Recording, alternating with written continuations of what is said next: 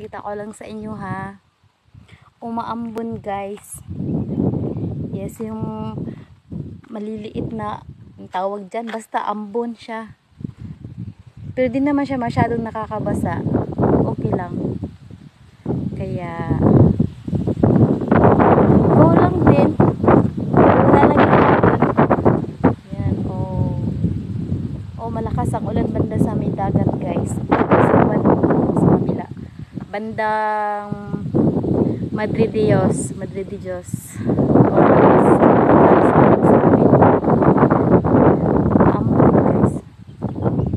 Pero di naman siya masyado nakakabasa oh. Kaya okay lang. Yan. Hirap mangguna sa gagmay na sagbot guys. Kung kay balaw lang mo.